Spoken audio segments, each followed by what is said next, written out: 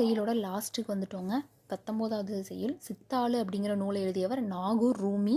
இவரோட இயற்பெயர் முகமது ரஃபி அப்படின்னு சொல்கிறோம். இவர் பிறந்த ஊர் தஞ்சை. என்னென்ன இதழ்கள் இவரோட படைப்புகளில் வெளியானுச்சு அப்படின்னா கணையாளி, மீட்சி, சுபமங்களா, புதிய பார்வை, குங்குமம், கொல்லிப்பறவை, இலக்கிய வெளிவட்டம், குமுதம், இதெல்லாம் இவர் எழுதின இதழ்கள். 3 கவிதை எழுதி படைச்சிருக்காரு. நதியின் கால்கள், சொல்லாத சொல், 7வது சுவை அப்படின்னு.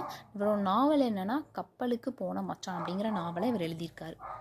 இந்த மாதிரி தொடர்ந்து 10th செய்யுள் அடுத்து நம்ம உரைநடை பார்க்க போகிறோம். இந்த மாதிரி ஒவ்வொன்றா நம்ம கம்ப்ளீட் பண்ணிட்டு வர போகிறோம். டோட்டலாக 10th நம்ம ஈஸியாக கம்ப்ளீட் பண்ணிடலாம்.